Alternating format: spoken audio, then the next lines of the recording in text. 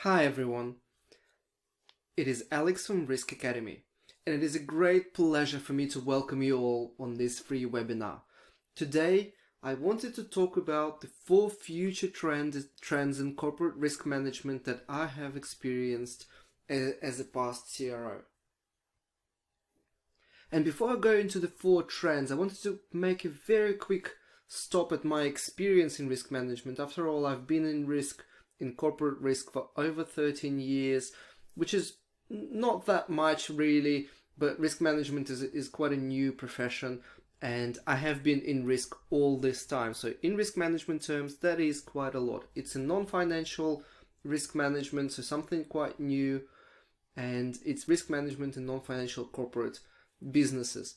So I first graduated from a Monash University in Australia, and I graduated with a diploma in risk management. I was the first ever intake of risk management students in Australia, and I was taught by the people who have contributed to the Australian risk management standard 4360, which some of you may know, but I'm sure what you all do know is that 4360 in 2009 became the basis for the ISO 31000 standard, and that's the most wildly distributed global standard on risk management. So I immediately started my career in risk consulting. It was quite funny. It was early 2000s. It was actually quite hilarious. I joined a consulting firm, Deloitte, and a business unit that was called Enterprise Risk Services. So I thought there would be a lot of other risk management professionals with me, but the sad reality at the time, and mark you, Australia is a pretty advanced country in terms of risk management.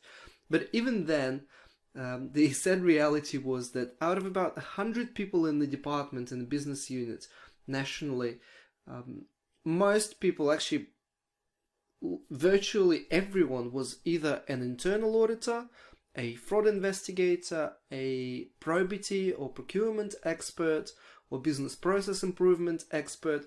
There were literally no risk management professionals at the time. It was really, really early days of risk management. We were just beginning to do risk assessments. So I started in Deloitte. I worked there for 5 years. I then decided to move to a different country. I moved to Russia and joined PwC Consulting. Now, that was again quite an exciting period of my life, because I helped PwC to write the global risk management methodology that they then used to consult clients worldwide. Also, the one of the exciting things that I've done to that stage was responding to the request by Australian Stock Exchange and helping the stock exchange create a guidance for small and medium-sized businesses on risk management, to help them improve risk management disclosure, to help them improve the effectiveness of risk management in listed companies. So that was quite exciting. After PwC, I moved into the sort of the real sector outside of consulting, into proper head of risk positions. So I was head of risk for the biggest innovation center, government-based innovation center in Russia for a while, but then I moved to a government-based investment fund. It's sort of like a sovereign fund investment company specializing in nanotechnology, and it's about a $3 billion investment fund, which I was the head of risk for.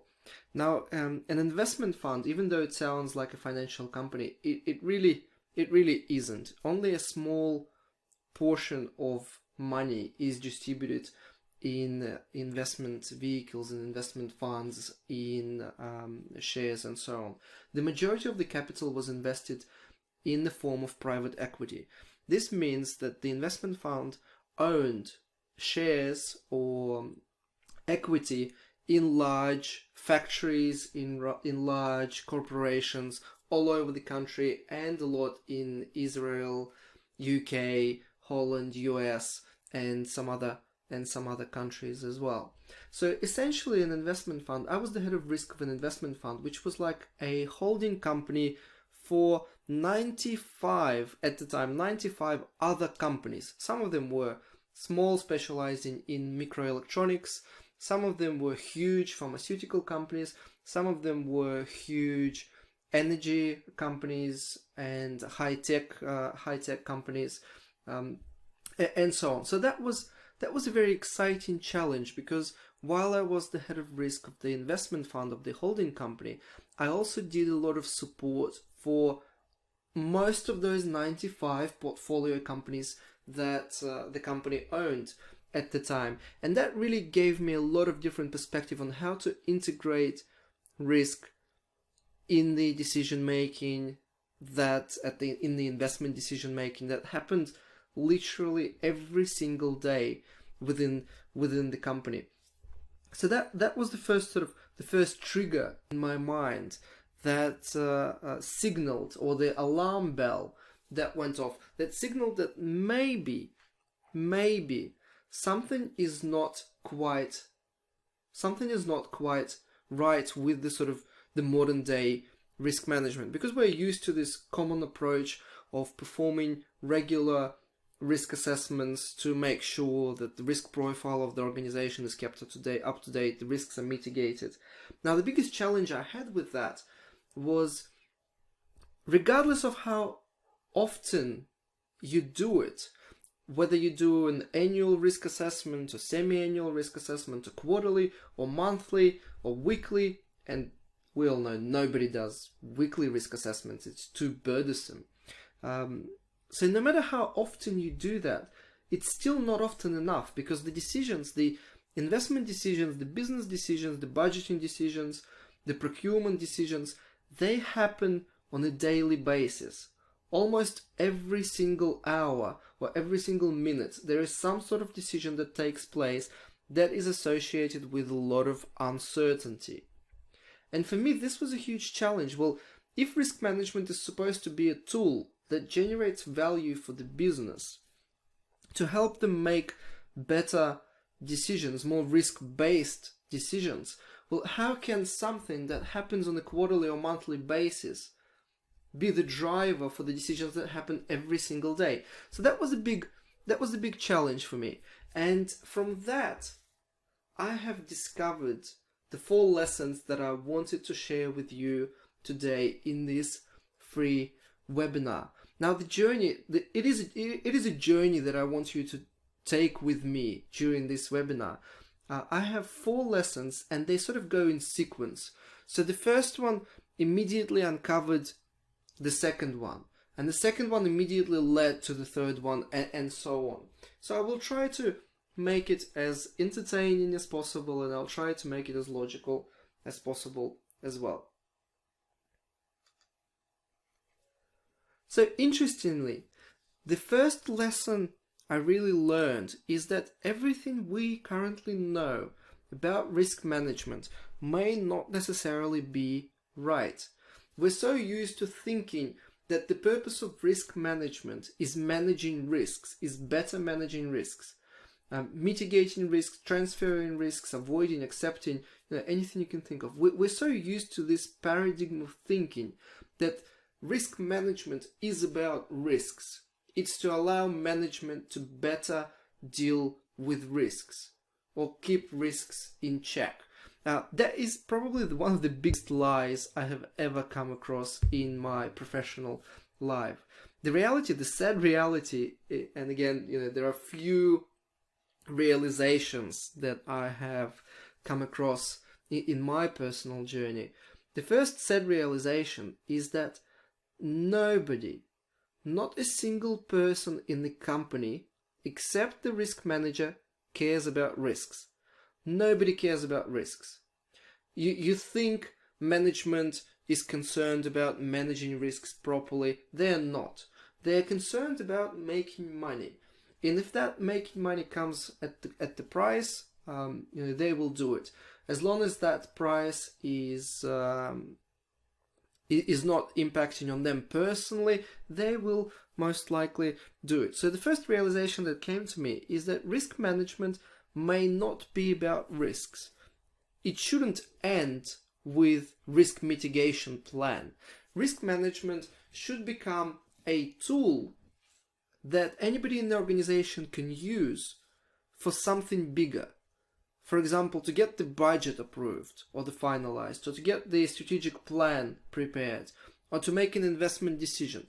Risk management is nothing but a intermediary tool in some sort of bigger business process or in some sort of bigger business decision. And this is major mind shift, because the consultants over the time, and I am guilty of contributing to this flawed way of thinking, because when I was a consultant, I was publishing a lot of white papers exactly about that. The biggest lie the consultants told us is that enterprise risk management is good, ERM is good.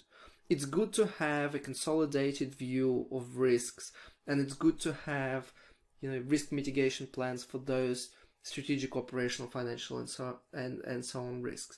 That is complete rubbish, unfortunately. As the head of risk of a real company, where I see decisions made every day, I found that this is absolute rubbish. What risk management should become instead, and I think this is a huge trend for the future, and I am involved from the Russian side. I am involved in the update of ISO 31000 standard, and I have proposed a number of those ideas. But even that group of very highly educated, highly professional risk managers, even they do not accept some of the ideas because they're just way too radical. But this is one of the trends which I think will create a revolution in the risk management in the near future. Risk management shouldn't be a standalone activity. It shouldn't be done for the sake of managing risks. Instead of having one consolidated, single, enterprise-wide approach that is designed for risk managers, and nobody except unfortunately the risk manager and maybe the internal auditor cares about that, it should become a set of tools, a number of tools, multiple different tools, to integrate into all significant business decisions or all significant business processes, to allow risks to be taken into account when those decisions are made, when those business activities are performed. For example, risk management should become an element of the procurement cycle. When the vendors are selected during the procurement process, there should be a small risk assessment done on each single vendor to decide whether there is what's the level of risk associated with that particular product, with that particular provider, with that particular time frame, etc., etc. There should be a mini risk assessment done then and there. And that's one example. Now let's consider a different situation which happens in parallel. It happens at exactly the same time in the company as the procurement process, the budgeting process. So the company has the financial model which runs for which forecasts the revenues and costs for the next 15 or maybe 10 years. And there should be an element of risk management in that as well. And for that, for the budgeting process, you may use something entirely different. So for example, for procurement process, risk managers may use a scoring model to make sure a different risk score is allocated to different vendors, and you can compare them and set the strategy for vendor management accordingly to the risk level. For the budgeting process, the risk manager may use Monte Carlo simulation, scenario planning, or sensitivity analysis. And those are completely different tools, completely different methodology, different time frame, different inputs required, and so on. Now, shift your mind to a third situation. At exactly the same moment in time, there is an investment decision being made in the company. And for that, the risk manager may need to help management that makes that decision by providing another methodology that helps integrate risk into that decision. It could be a decision tree, or it could be again a Monte Carlo simulation, but that would be a very different Monte Carlo simulation to the budgeting one, because it will be a different financial model, different inputs, different criteria, different methodology, etc. And at the exactly same time, HR sets the bonus remuneration policy. And there should be an element of risk analysis in that as well. So to make sure that the remuneration policy, the bonus structure, does not drive unpredictable behavior, doesn't encourage risky behavior from management. So there are dozens of different processes and decisions within the company, and each one demands a unique risk management methodology. So instead of having one single methodology with one single criteria on how you would assess probability and likelihood of each risk, maybe, and I'm just saying maybe, and this is something that I have physically done in the company where I worked, and it worked amazingly, but maybe the future of risk management is not a single methodology, but rather dozens of different methodologies. I personally had 5 different methodologies for different decisions, different processes in the company. I used Monte Carlo simulation for 2 or 3 of them, and the others were much simpler, more basic methodologies for making sure risk is taken into account then and there in the decision that is being made in the moment in time, not at the end of the quarter when the usual risk assessments are completed. So this is trend number 1, and in my mind, and I would be very interested in hearing your thoughts in the chat. Do please write your comments, ideas, suggestions, whether you think this is worthwhile, whether it does make sense or doesn't make sense. Do be open to communication. So in my mind, this is a huge game changer. The first one, risk management should transition from a standalone activity to a risk analysis tool, or a set of tools, I should say, built into different organizational processes and material business decisions. I am interested in hearing your thoughts about the topic that I've just discussed, and before we move forward, I wanted to ask you a quick question. So please refer to your chat window. In the webinar, you will see a quiz pop up shortly, and the question I wanted to ask you is, in your mind, what do you think is the business process where the risk management should be integrated first of all? Like, what is the top priority? What should be the top priority for the risk manager to integrate risk management into? And there's really no right or wrong answer. It's really your perception and the situation in your company or at your clients. So the options are strategic planning, budgeting, investment management, production forecasting, maintenance, procurement, and other options. If you choose other, please write what do you mean in the comments section so we can all see and discuss it. So I'll give you 1 minute to participate in the survey. Please select which business process you think is or should be the top priority for the risk managers when integrating, or is currently your number 1 priority in your company.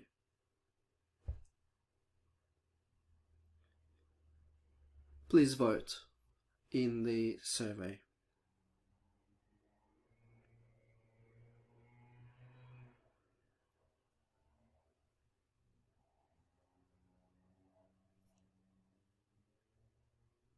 Okay, so only about 20 seconds left. Make up your mind and vote.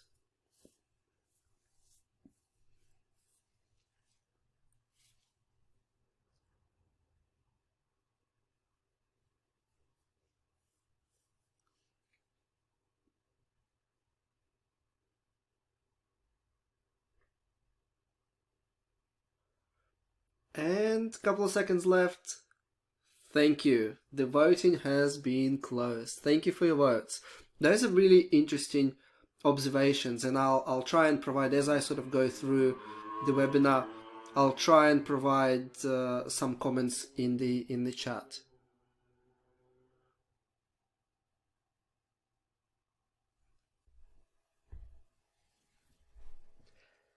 Now, coming out from that is the second trend, or the second observation that I have made during my career. And again, this is a huge one. It's easy enough to say that risk management as a tool should be integrated into all decisions and core business processes. Once you sort of agree on that, you then start doing it. You start going to the CFO and saying, let's integrate an element of risk analysis into your budgeting process. You start going to the procurement manager and saying, let's change the way you do procurement to integrate an element of risk analysis into that. You go to the investment managers and say, let's change the way we prepare, plan, and finance investment decisions. You go to head of HR, you go to all the other business units, head of strategy or head of internal audit, and say, let's make your internal audit work risk-based. And that's when interesting things begin to happen. None of those people are looking forward to what you're proposing. None of them want to make any changes to the processes that are familiar to them. There will be a lot of resistance. There will be a lot of resistance to change anything. And this is where the second lesson in my mind comes, is that contrary to our belief, or contrary again to some of the things that have been circulated by consultants or risk professionals in our space, risk management is not natural to people in the workplace. There has been done a lot of research by Nobel Prize winners. Daniel Kahneman, one of them, and Vernon Smith is the second one, who got Nobel Prize in economics. So not philosophy or psychology, in economics, in 2002. And I suggest you look up the findings of their research. It's called Risk Perception. And there's a wonderful book written by Daniel Kahneman. It's called Thinking Fast and Slow. It is an amazing field of research that over the last 47 years, so there's been a lot of research done there. It's called the field of study is also called neuroeconomics. Basically, over the last 47 years, the researchers have found that in our minds, in people's minds, we have system 1 thinking and system 2 thinking. System 1 thinking responsible for quick decisions, emotional thoughts, very sort of very same-second responses. And system 2 thinking is responsible for rational processing, analyzing, etc. And the way our brain works is in life or death matters, in like our household, in just our life situations, system 1 thinking does an amazing job. It helps us react quickly to unpredictable situations, make basic life decisions. And system 1 thinking is probably the reason why we still survive as the human race. And that's wonderful. The challenge begins is that when we come to work, we should be switching on system 2 thinking. But our human nature is such that system 2 thinking requires a lot of energy, requires a lot of sugar in our blood. So we often don't do it. We often make business decisions without the rational analysis or deep thought. And so while people keep telling us, the risk managers keep telling us that managers have always been thinking about risk and they've been taking risks into account, maybe they just haven't been doing it formally, that is actually a lie. Most people, they're not optimistic or pessimistic in terms of risk. Most people ignore risk. They simply ignore the risks associated with the decisions they make.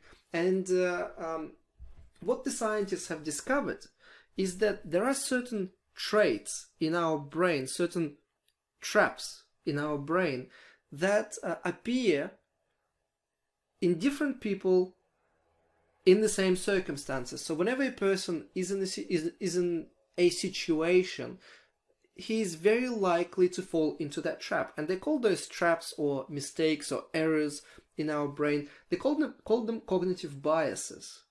And there have been, since 1970s, there have been over 200 cognitive biases discovered.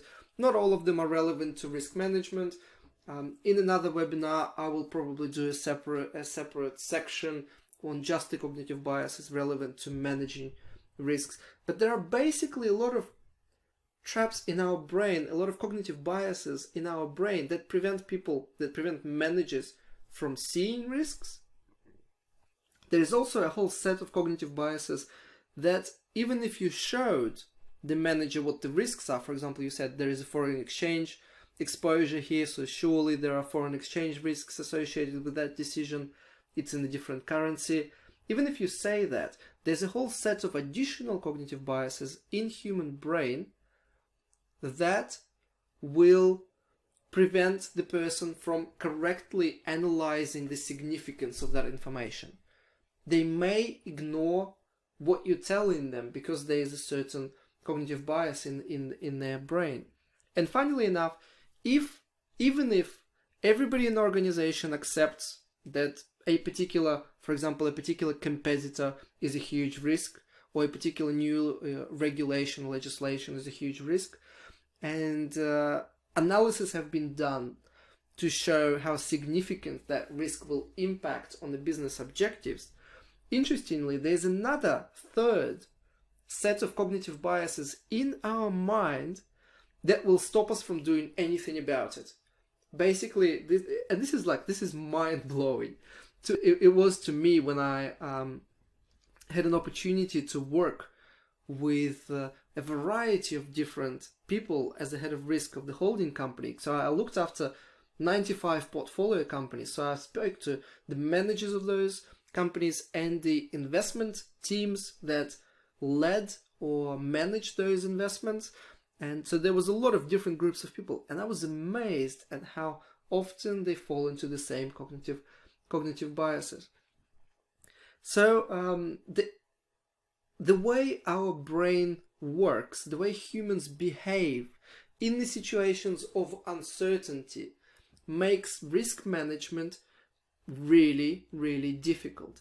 This basically means if you're sending somebody a survey or an email asking for risk identification or asking somebody to analyze and assess risks, that is literally 100% going to give you incorrect result. That has zero chance of giving you a truthful response. And I'm not saying it's not 100% truth. It's close, but it's not. It could have been better. No, I'm saying it will probably be nowhere even close to the real situation. It will be so drastically, ridiculously wrong that any kind of analysis, future analysis on risk mitigation around that information will be a complete waste of time. Same with risk workshops, for example. Risk workshops are a very common tool used by most modern day risk management. Yet the science tells us that if you put people in the room, a group of people in the room, without proper calibration, without preparation and training beforehand, if you put them in the room and start asking them qualitative questions or quantitative questions, ask them about what the probability may be or what the impact may be, ask them to rank or rate risks, you're guaranteed to completely miss the point. The amount of truthful, correct information will be so insignificant that risk workshops will be a complete waste of time. So this is just amazing how, where's the profession, I think, where's the risk managers, as risk managers, I think have failed to recognize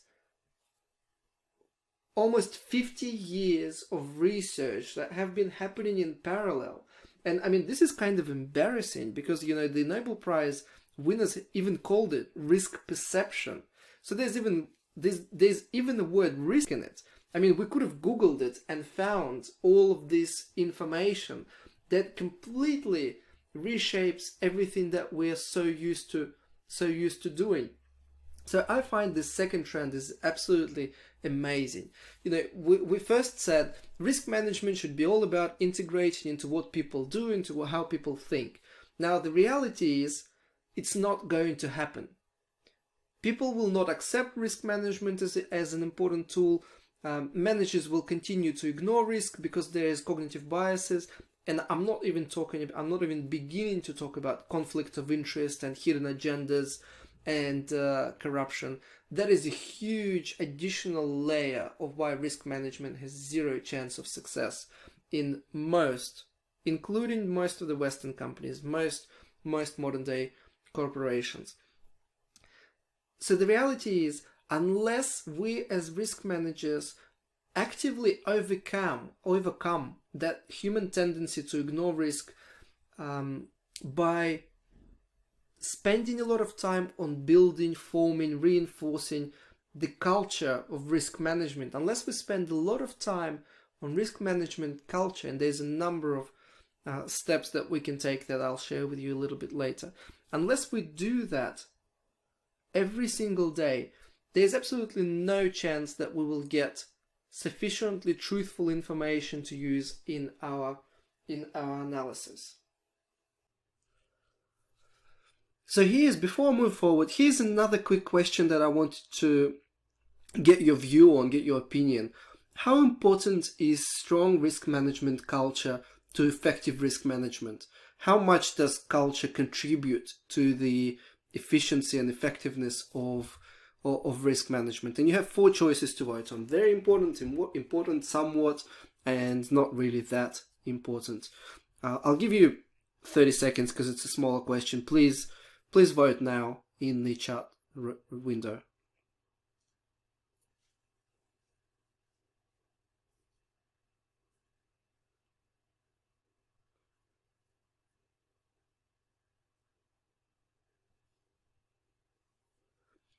Five seconds left.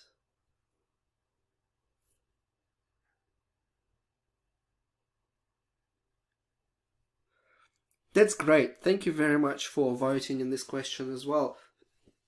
Now that's quite interesting. If you do think it's somewhat important or not important, please write your comments or thoughts in the chat and I'll try to respond to them.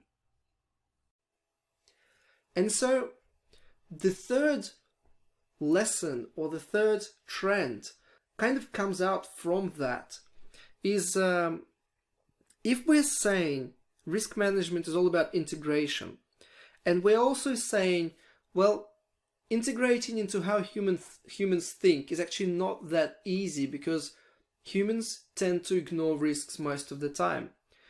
This kind of gives the risk manager a new challenge.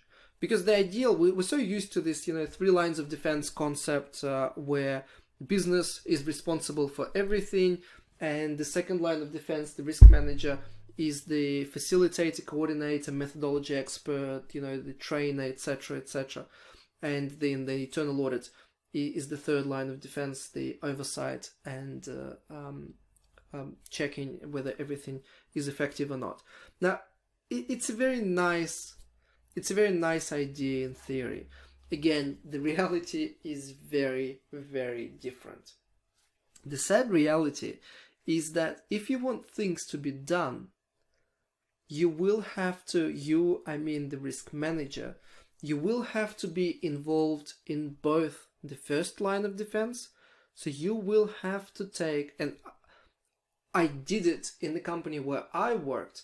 And when I say you will have to, it is my perception that the future of risk management profession will require the risk manager to get involved in the decision making in the first line of defense. Nassim Taleb, the author of a number of very famous books, The Black Swan and Fooled by Randomness, that shaped my childhood, I should say, in terms of risk thinking.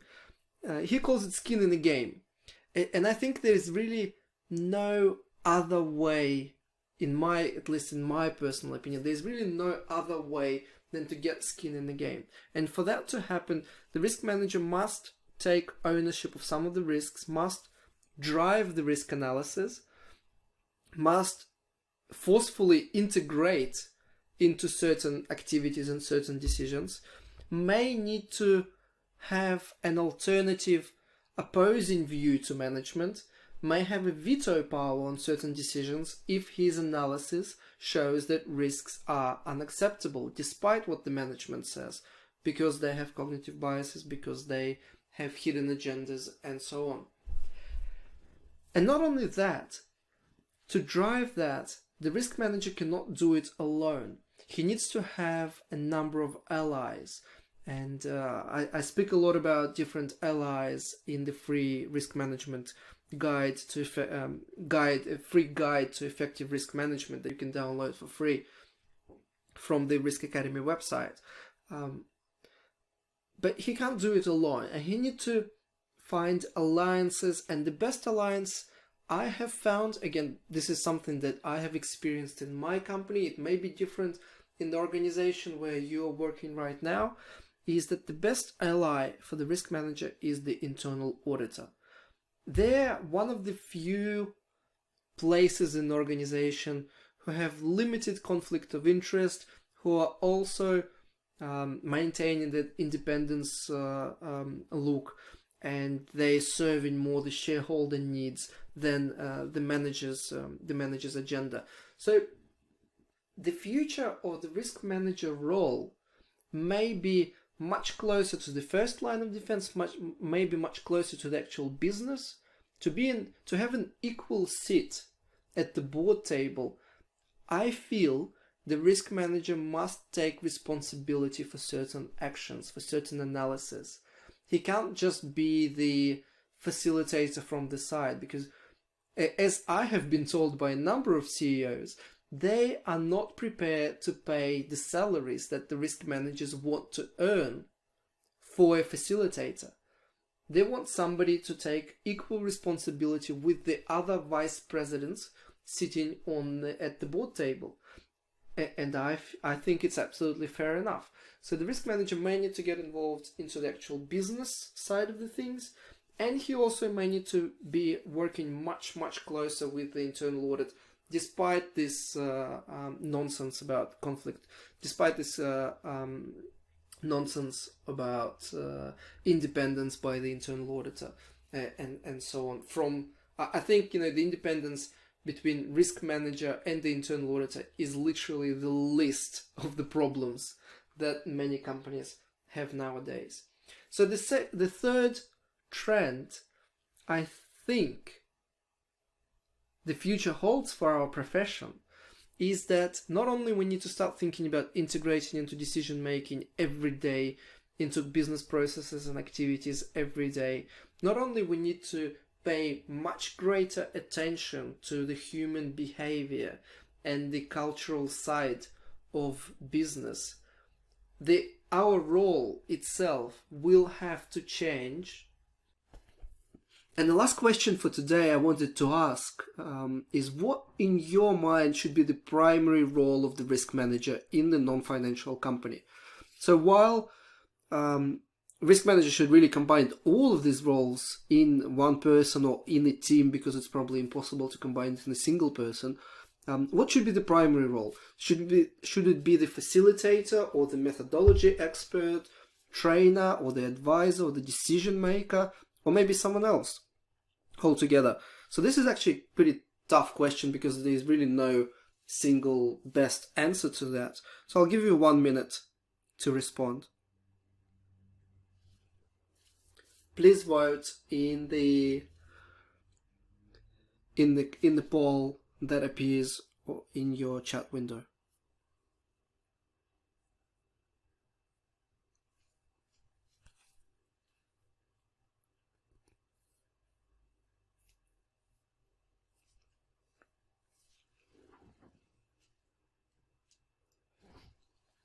Excellent. 30 seconds left. So if you haven't cast your vote, please do so now. this stuff is really interesting. I mean, I will use the statistics from our little surveys to do some sort of publication on LinkedIn, which you'll be able to see very soon. 5 seconds left.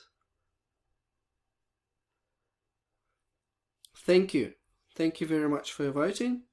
I will close the poll now, and as I continue to go through the presentation today, I'll try and make some comments in the chat and respond to it, and maybe I'll talk about it in the Q&A session at the end. And the final trend, the final lesson I took away for me personally is that to be able to successfully fulfill this new role of a board member, head of risk, who sits at the board, who is involved in the strategic investment, financial, operational decisions, who has the skin in the game, who is responsible for his analysis, who may have an opposing view to some of the managers, and he's able to defend his position. I think to do that, the risk managers of the future need to possess at least these 4 competencies. And those 4 competencies are very significant. The first one, the risk manager really, I called it ISO 31000 on the slide, but what I really mean is that the risk managers of the future need to know the laws and regulations associated with risk. So in my particular area, it was of course the ISO 31000 because it was the officially adopted standard in Russia. It was also EFCA guidance on risk management, so European Venture Capital and Private Equity Association guidelines. It was also the law and regulation published by different government agencies in Russia related to risk managers. We really need to start knowing the content of those documents. For example, ISO 31000 is an amazing document because it's been around since 2009, and it had, if some of the things I am saying today seem strange or unexpected to you, well, that is actually a big problem because since 2009, so 8 years, slightly less than 8 years, all those things have been written in the document, in one of the principles, somewhere in between the lines. It was all there. So it was, for years, it has been a very forward-looking, very good document. So that's number 1 competency. Need to know the standards and what it entails and why it's important. Second competency is of course quantitative risk analysis. What I have personally discovered is that if you want to have an equal seat at the board table, you need to contribute something more than just your perceptions, your feelings. It has to be concrete analysis. And there's really no other way to provide concrete risk analysis than to quantify certain things, than to show scenarios, show distributions, apply Monte Carlo simulation on different decisions, and show what may happen if risks do happen. So having a good grasp of different quantitative tools, Monte Carlo simulations, scenario analysis, sensitivity analysis, decision trees, all of those are quantifiable tools, and the risk managers of the future absolutely must know them. The third competency is understanding and knowing risk perception, risk psychology studies. Know what the cognitive biases are, know why they happen, be able to recognize them. When you do an interview with the manager or the board or the head of strategy or another business unit or a board member, you need to be able to spot those cognitive biases immediately, and you need to be able to respond to them. And this is a wonderful competency. It's absolutely amazing. It gives you so much power when you can see what people are really saying to you, and you can uncover little lies or untruths or untold stories. The sort of the positive thing in all of this is whenever I spoke to different teams, in 95% of the cases I knew they were wrong in their risk identification or risk perception or risk quantification, I knew they were wrong. But the good side of the story is that most of the time it was unconscious. It was cognitive biases because they're falling into a trap of their own minds. Very few it was like criminal intent or something very sinister, and that's a positive, because people don't usually try and deceive you on purpose, but they deceive themselves most of the time, and hence they deceive everybody around them. So understanding the science around neuroeconomics, risk perception, risk psychology is absolutely critical, and this is the third competency which I think is the future of risk management. And then finally, the fourth competency that any risk manager must possess is understanding the business basics, the business nature. For example, if you work in a pharmaceutical company, you need to understand how drugs are created, how they're designed, how they're approved, how they're registered, how they're distributed. You need to understand the science around the different molecules. If you're working in a high-tech company, you really need to have an engineering degree and understand how business works. If you work in an investment company like myself, you need to understand how private equity works, how decisions are made, how businesses are evaluated, how they exited, etc., etc., etc. So understanding business nature of the organization where you work is absolutely critical, because if risk management is about integrating into decision making, well, the risk manager needs to understand how the decisions are made to make sure that he integrates into them. What I think is becoming quite obvious from this fourth section of my little discussion is that a single person on the risk management team is very unlikely to possess all those four competencies. I mean, it would be a dream come true if I ever met a person who would have a perfect 10 score in all of those four directions. So instead, what risk managers need to be thinking about is that the future risk management teams must have at least one quantitative specialist, at least one psychologist who understands risk perception and so on, and at least one person who understands the nature of the business. It may even be somebody who they have hired from within the company to join the risk management team, who used to work in production or sales before, so he understands the nature of the decisions and how they're being made. And of course, risk management is a lot about politics. So somebody has to play that political role to integrate into different decisions. Unfortunately, first time when you come to the CFO and say, let's change the way you've been budgeting for the last 10 years to make it more risk-based, he will not be happy. He will, of course, lie to you by saying that he already takes risks into account because they do scenario analysis and they do some sensitivity analysis, and they maybe do discounting or some other nonsense. The sad reality, and I do apologize for keep saying that there are always sad realities in risk management.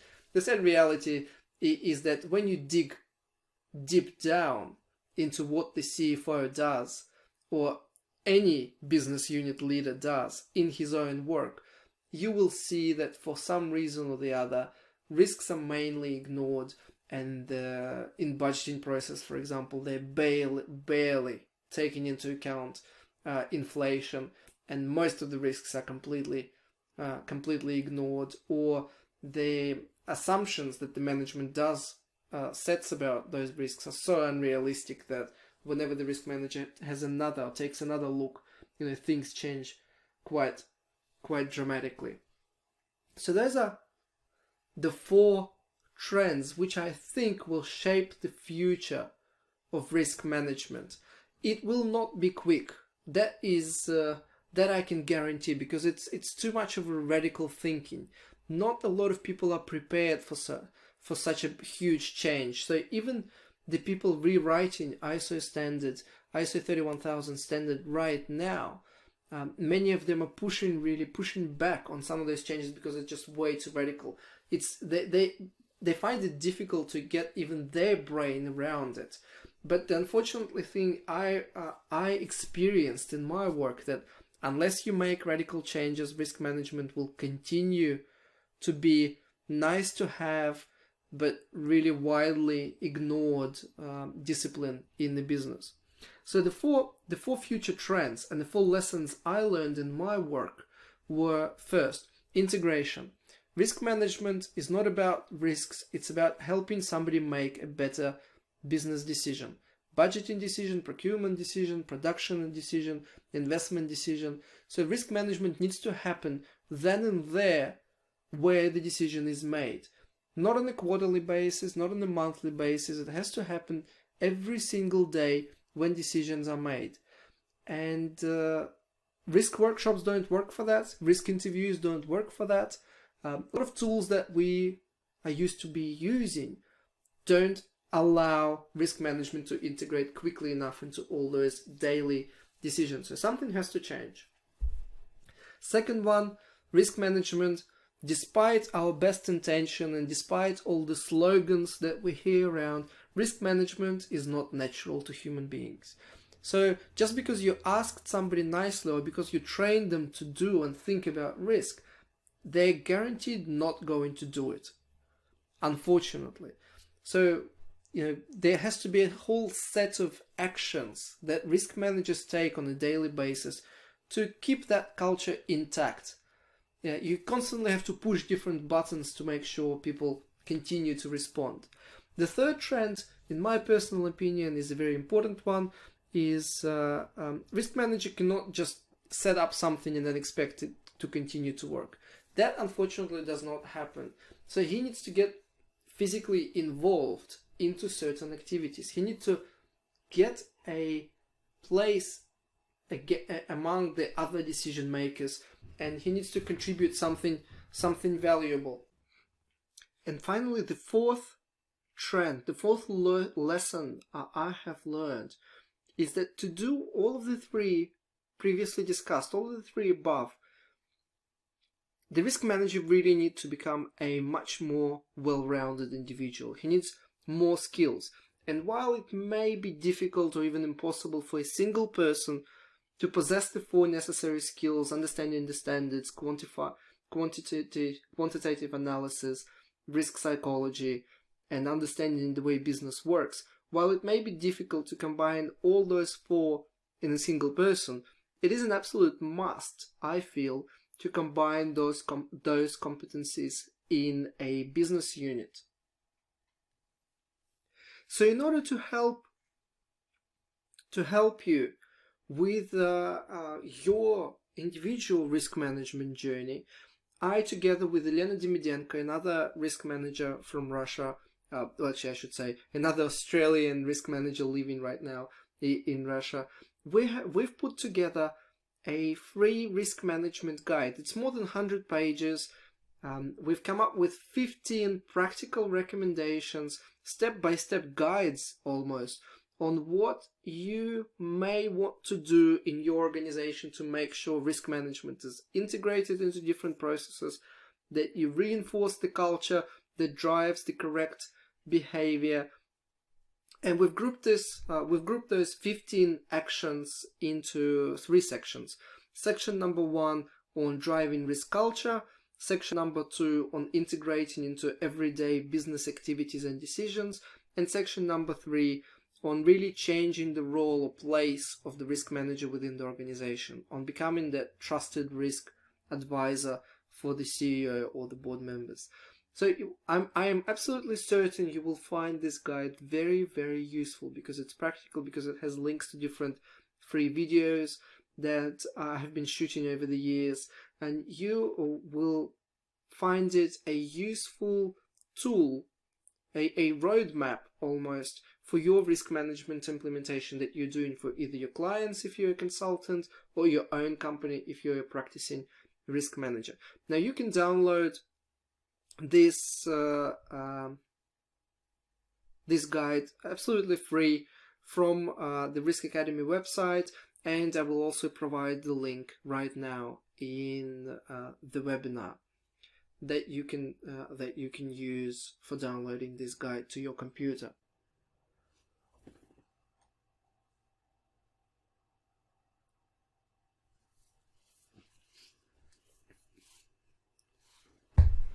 So while in the risk management guide, which is available for free on the Risk Academy site, and in the link that just appeared in your chat window, while there's plenty of information there that you can use for your own good, it's absolutely free. You can use it for talking to your clients or talking to your executives if you're a corporate risk manager.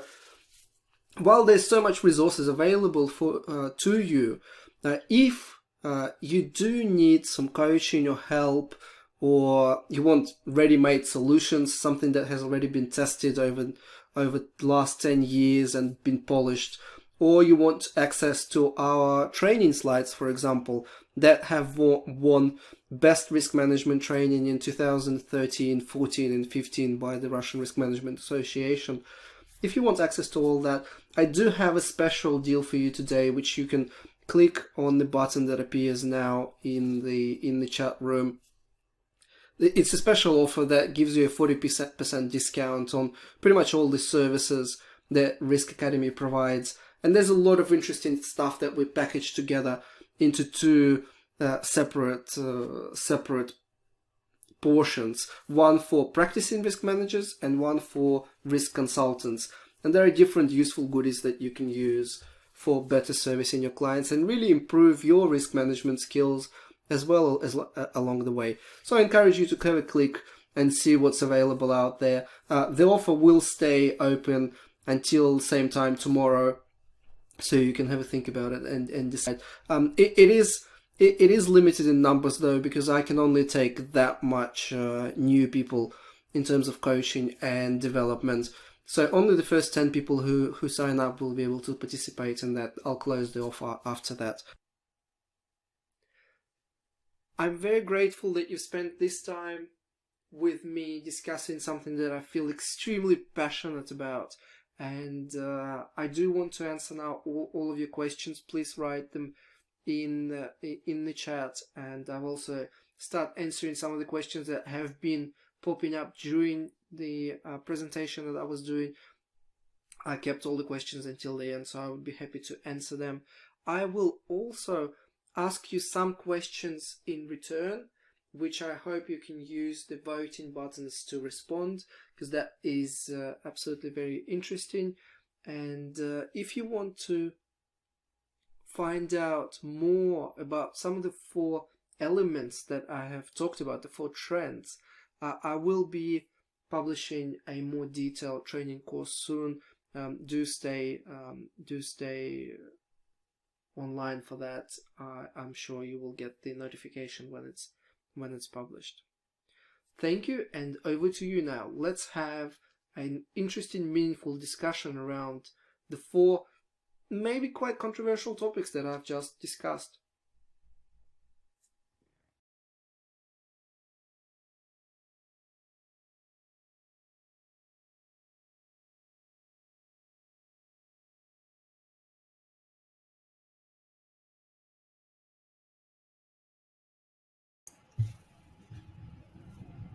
So if you want to ask me questions, just write them in the chat window and I will try to respond to them as best as I can.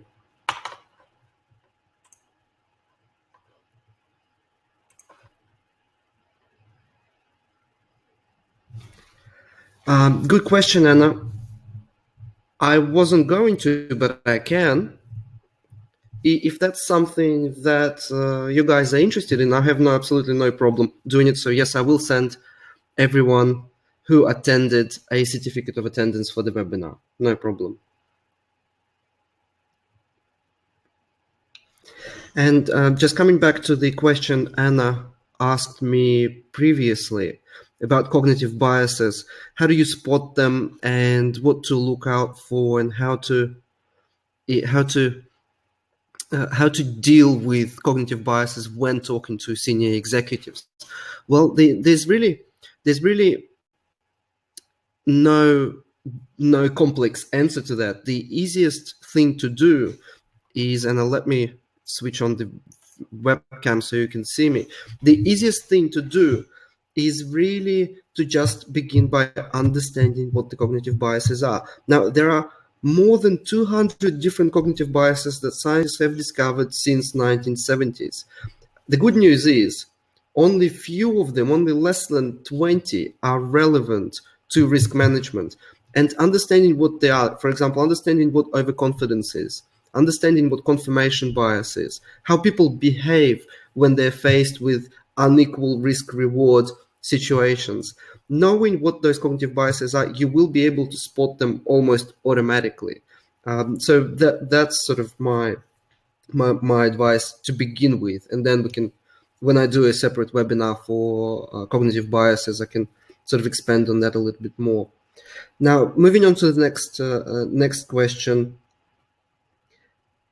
I am talking about integration and still need a framework in which to place approaches. That's actually, Gareth, that's an excellent question. You don't need a framework to put all your methodologies and approaches. There is a better way. I mean, you can put it in a single place called risk management framework document, but there is a better place. Instead of doing that, what you can do instead, you can take the finance manual, the procurement procedure, the investment management procedure, the budgeting policy, any of the existing documents that the company has already, and you can type in different sections of risk analysis. You can type in the risk methodology inside existing documents. That is a much better way to reinforce the culture instead of creating your own document that nobody will place, nobody will look at except the internal auditors. So let me start moving on to the next question. Is there an approach for small companies? Manuel is asking. Yes, I have just finished a project for a small pharmaceutical company where we've decided to start with an investment process for a pharmaceutical company. It's when they decide which drugs they're going to invest into, because bringing a drug into a country or researching a new drug costs ridiculous amount of money, and they have to go through a certain decision process on whether they should invest or shouldn't invest in a particular drug. So we've changed this whole investment process to be risk-based. So they first, when they do the preliminary analysis, they look at they look at 3 top risks, and there are only 3 risks that they look at. Those are the 3 risks significant for their market. And then when they do sort of more detailed in-depth analysis, they look at 15 or 20 other significant risks. And based on that analysis, the value of the drug, the NPV, basically changes. They use different discounting rates based on the risk assessment. So for even a small company, because all companies do budgeting and planning, and you can change the way they budget, plan and invest money with risk analysis. So that's quite a useful start.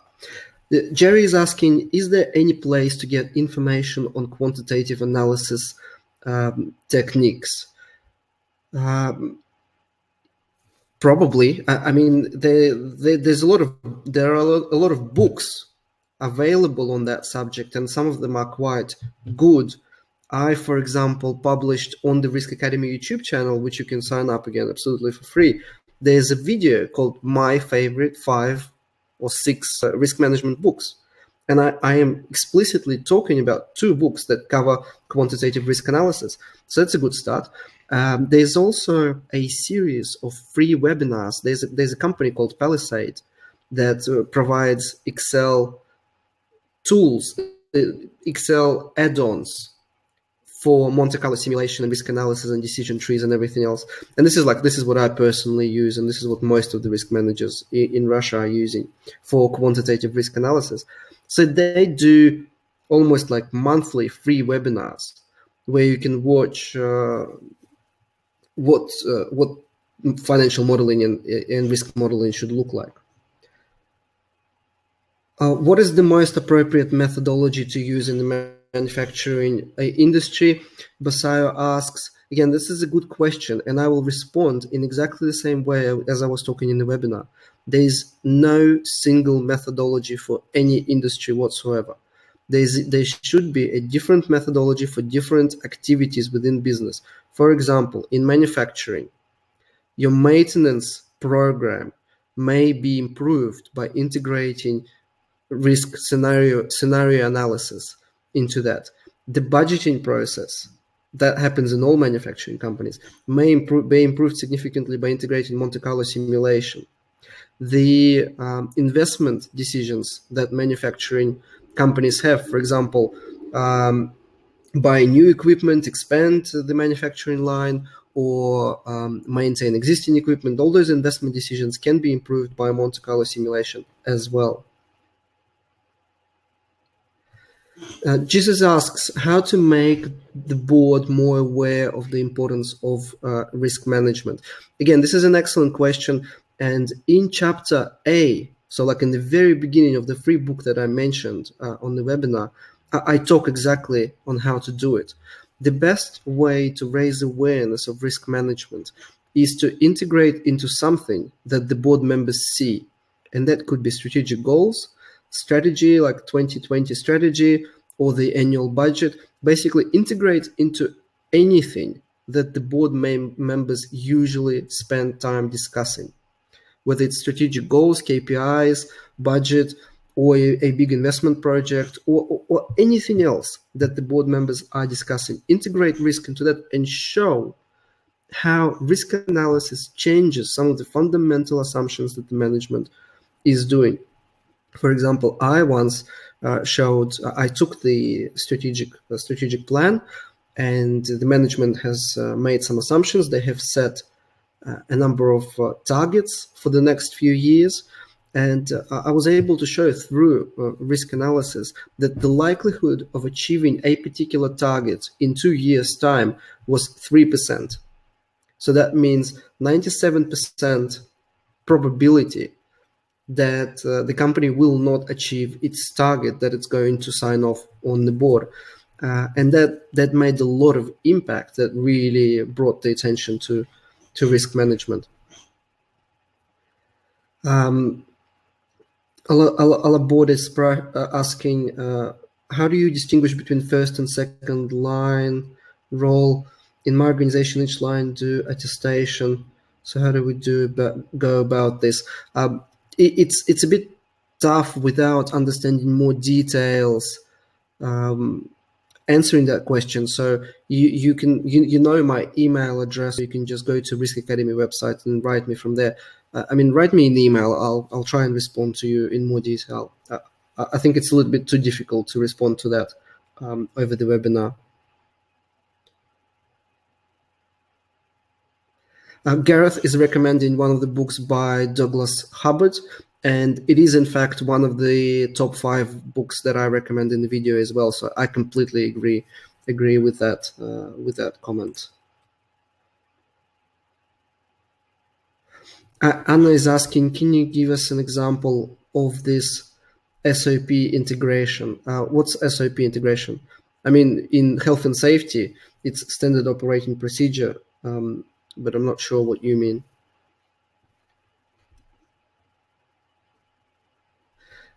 Gareth is again giving a really good example about something that boards are very concerned about, and you can show, like, you can get their attention quickly by showing how risk changes what they are familiar with.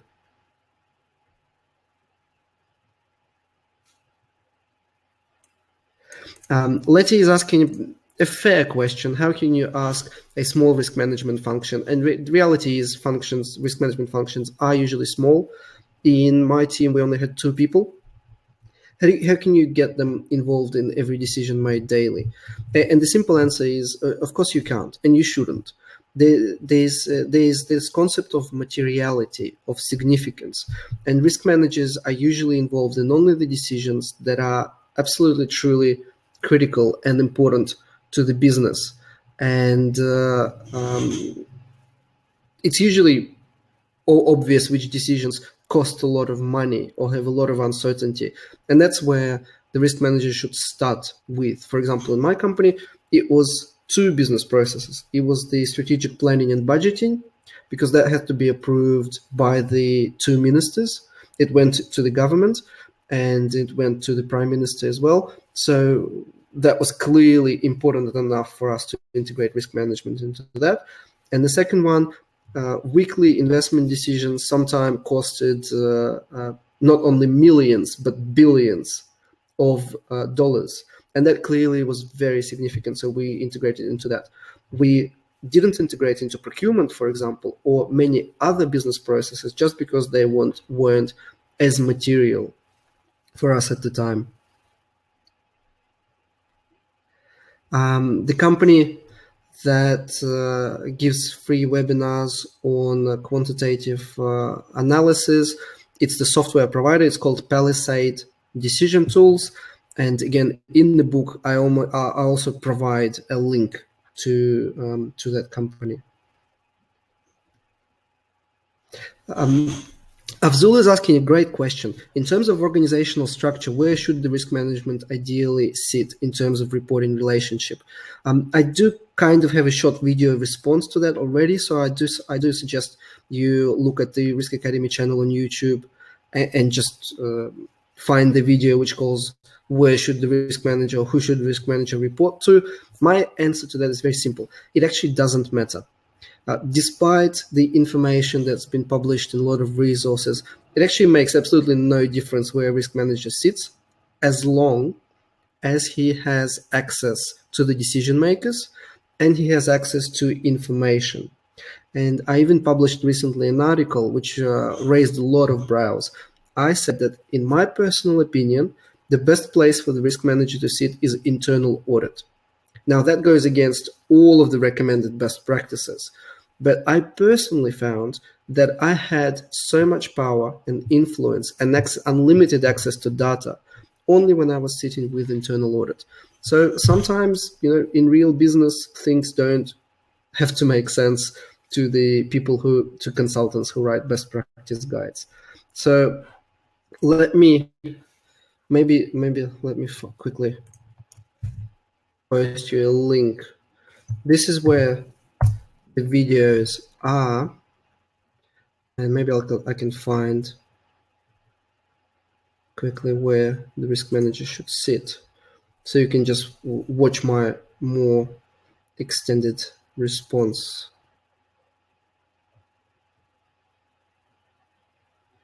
Who should the risk manager report to?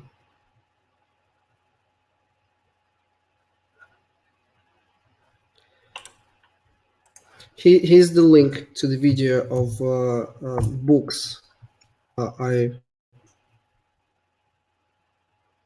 recommend you doing that. Sorry, I can't find the video who should report to, but it's there.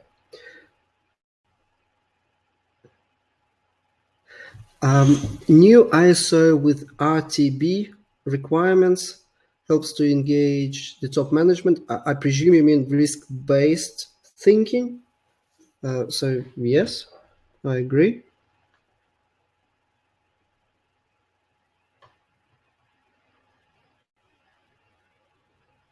Joanne, not sure what your question is. We did the presentation to begin with, and I'm just trying to respond to some of the questions now. Anna is asking how to integrate risk into standard procedures of a company.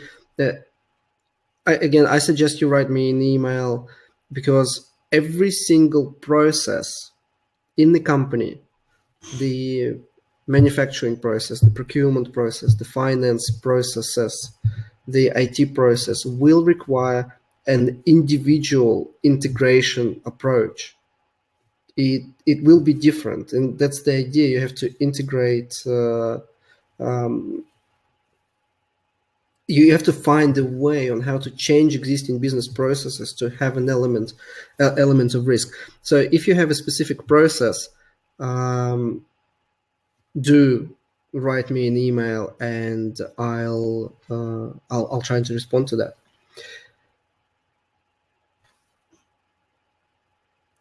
Gareth is asking a good question about 31,010. Yeah, I agree with you. I'm not entirely sure it has anything unique compared to what what you can find on Wikipedia. It is true. It is true. The 31,010 techniques is literally just a list of different techniques.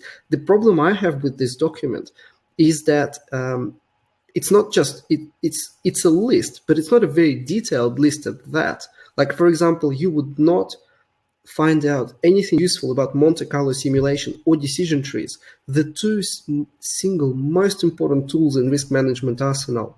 So yeah, tough tough to talk positive about that document. So thank you so much for staying for so long and being patient. I've tried to answer all your questions. Do continue sending them in. I'm here, even though it's almost midnight in Australia. I'm here for a little bit longer, trying to respond them. If you haven't had an opportunity to ask me a question, or you want to comment, or you want to discuss something that was in the actual presentation today, write me an email, or you can contact me through Risk Academy website, obviously.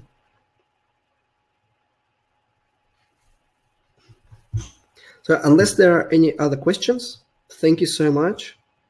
Thank you. Goodbye. I hope to work with you and hear from you sometime soon. And do share in the comment section your feedback, maybe some